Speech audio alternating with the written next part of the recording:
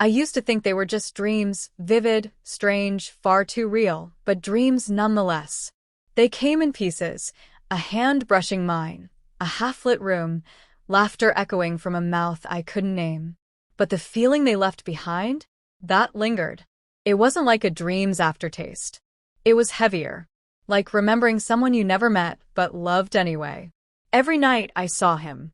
His eyes weren't extraordinary, but they were familiar, like I'd spent whole seasons staring into them. I knew the slope of his jaw, the sound of his breath, when he slept beside me. I could feel the heat of his skin against mine, even after I woke. It haunted me in quiet moments. I'd sit across the dinner table from Daniel, my husband, and wonder why I felt hollow. He was kind, attentive, never raised his voice. He bought flowers, remembered anniversaries. But he never made my skin remember itself. We had just moved into the old house 2 months earlier, closer to the city, nearer to his work. It was the kind of place with character, creaky floors, chipped paint, a story in every corner. One afternoon, while clearing boxes in the attic, I found a photograph. It wasn't labeled. Dust blurred the corners. But at the center, there I stood, arms wrapped around a man I'd never seen while awake. Or so I thought. I stared at the photo until my eyes hurt. The dress I was wearing, I'd never seen it before, yet I could describe how the fabric felt on my skin. The man beside me? The man from my dreams. He wasn't smiling. He looked at the camera like it was intruding on something sacred. My hands were in his. We looked like we belonged. I couldn't explain it. I didn't remember taking the picture. I didn't remember him. But I remembered the way it felt to be with him. The image lit a match in my memory, and the dreams returned stronger, sharper. I started waking with tears on my face. I would close my eyes and whisper his name. Except I didn't know it. Not yet. Daniel noticed I was quieter, but I blamed it on the move. I smiled, touched his hand when I had to, played the part. But inside, something was shifting. My past, or something like it, was clawing back through the cracks. And for the first time, I stopped brushing it off. Because these weren't just dreams. They were pieces of something that had happened. Something I had lived. A love I had known. And somehow forgotten. His name was Adrian. I didn't find it out through dreams or photographs. I found it when I walked into a cafe I had never been to, but somehow knew. The smell of cinnamon. The chipped counter. The sound of the bell above the door. It was all too specific to be coincidence. My heart started pounding before I even saw him. Then there he was, older, but unmistakable. He looked at me like I'd just stepped out of a memory he'd been protecting. "You came back," he said, not as a question, but as a fact. I didn't answer. I couldn't. My throat tightened and my hands felt foreign, like they didn't belong to me. I sat across from him, my mind spinning. He didn't touch me. He didn't need to.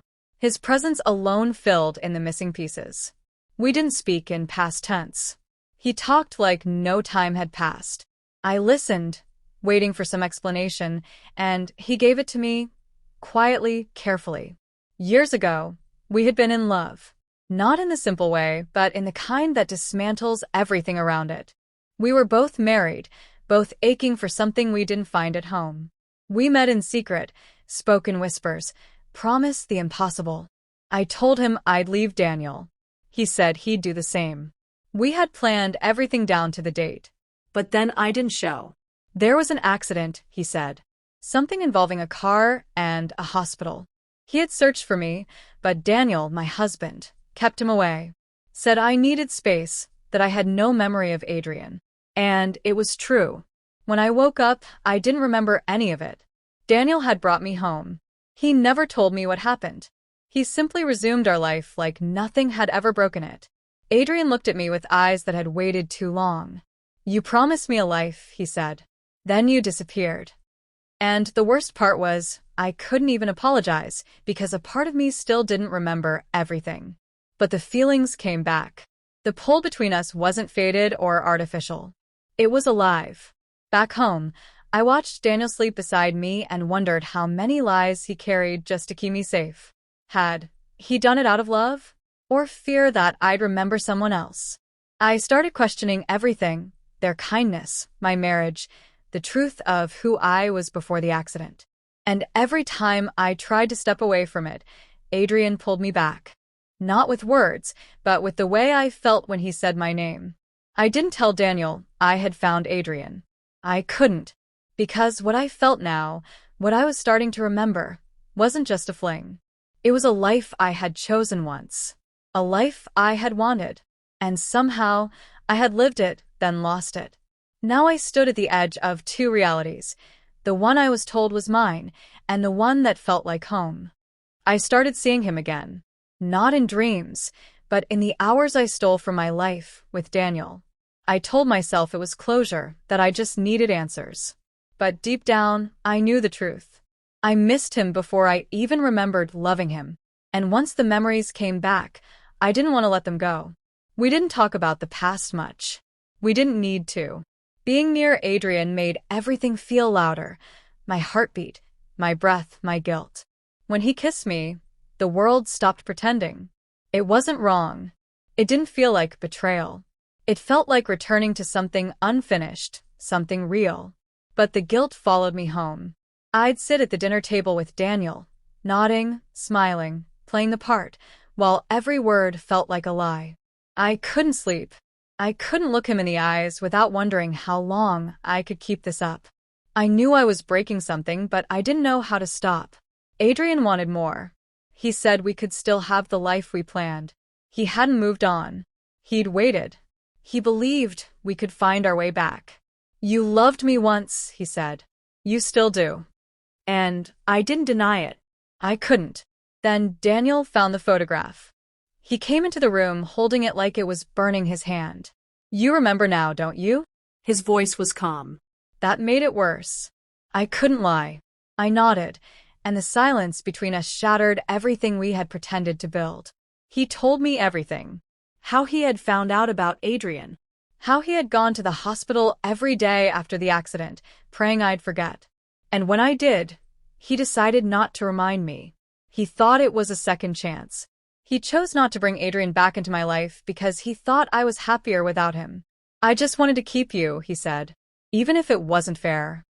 There was no shouting, no tears, just the quiet understanding that we had both lied, both held on to what we weren't willing to lose.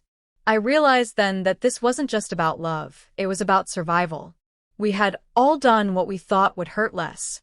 And now I was standing between two lives. One built on comfort and loyalty.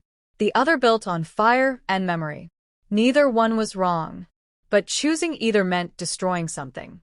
I didn't know what to say.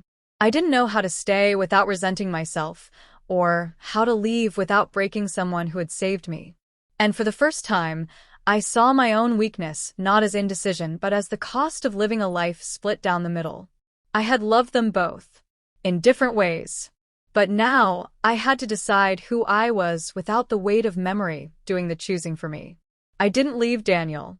Not because I didn't love Adrian, but because I realized love isn't always a reason to burn everything down. What I had with Adrian was real. It changed me. It woke something in me that I thought was gone. But the woman I was with him no longer existed. She lived in a different time, in a life I didn't fully remember until it was too late. I met Adrian one last time.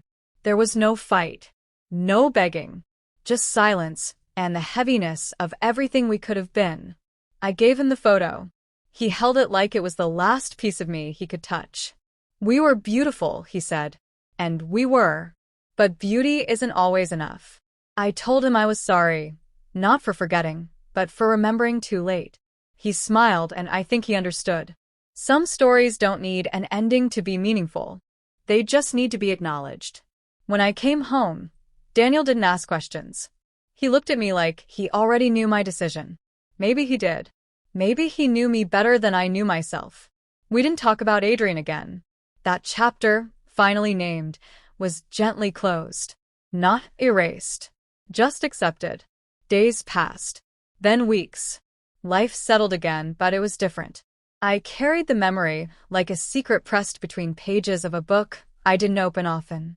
Sometimes, I'd pass a street corner or smell coffee in the air, and something would pull at me. But I wouldn't follow it. I'd let it pass. I learned that not all love is meant to stay. Some arrive to remind you of who you were. Some stay to help you survive who you've become. I had lived two lives, in a way. One was brief, but brilliant, full of risk and heat. The other was quiet, steady, sometimes flawed, but chosen. There's no villain in this story.